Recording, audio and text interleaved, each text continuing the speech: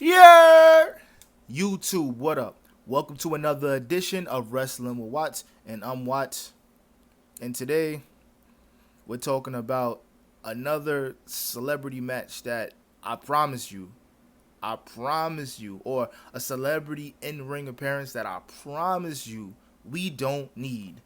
I understand that SummerSlam is 2 nights, and I understand that they need a little star power and they need to be making some things happen, making some stuff move. But why can't we just rely on the current stars and make better decisions when it comes to the booking? Can we get better storylines so that people can be invested, so people can boost the ticket sales, so people can be like, you know what, we about to get a really great wrestling show? Why not? Now I'm hearing that Jelly Roll is training for a match at SummerSlam. Now, when did we ever need a Jelly Roll match? Ever. Not even just SummerSlam. That Chokeslam was impressive, but that was all Austin Theory selling really well. Now, who's to say? He might really be good in the ring, but this is also, again, taking away from a deserving wrestler, a deserving athlete that has worked his ass off to get to this point in his career, just to be told, nah, we're putting you to the side. You could probably get like a Friday night SmackDown match night before SummerSlam or some Raw after SummerSlam or something like that. Move to the side. We're putting Jelly Roll right here. And I want to know in what way, shape, or form did we ever say that we need Jelly Roll in a match?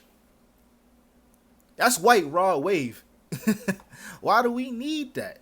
Why do we need that? Why can't we just rely on our superstars to put asses in seats? And I'm going to tell you why they can't. Because they don't book these guys correctly. That's why we can't get actual wrestling at a wrestling PLE or pay-per-view, and it's 2 nights.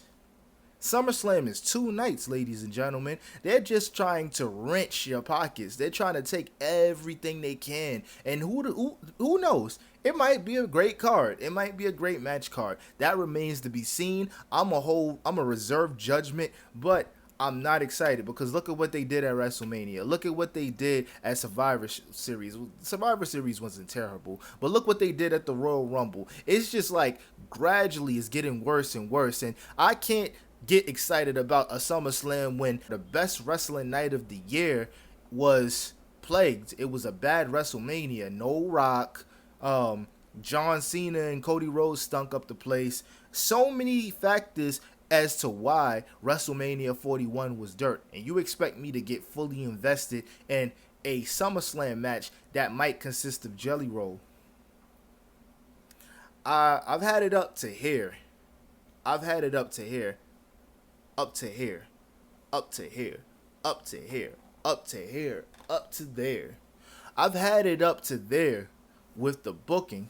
Why can't we build great stars? Why can't we build stars so that we don't have to worry about a celebrity popping up? So we don't have to worry about calling a guy who is well into his retirement to have one more match. He got rods in his legs and whatnot, and we expected him to have a match.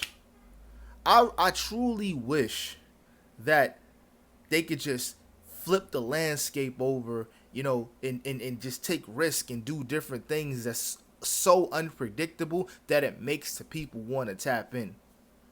We talk about the build up to WrestleMania 40 a lot on this page. We talk about it a lot throughout the wrestling Twitter. We talk about this a lot on Discords and other means to communicate with other wrestling fans, and we talk about how great it was, and then we look at a year later. We look a year later at the landscape now, and it's literally no stars. There's nobody that's gonna put asses in seats or get you really excited about the product right now, because it's supposed to be a mixture. You can't just give us segments all the time. You can't just hit us with segments and then maybe a 3-minute match here and there and then just a bunch of ads. What we about to do now, we about to have Jelly Roll put somebody through the Slim Jim table. They gonna make sure that Slim Jim table is front and center so that they could get their advertisement money for sure. They're 100% going to do that with the Prime logo on the turnbuckle. They're 100% going to do that. But it just makes me feel away because it's just like, damn, You mean to tell this just goes to show you that they don't believe in their current talent. But it's like, how the hell can you believe in your current talent when you're not giving them opportunities to be great for real? No, you're getting jelly roll.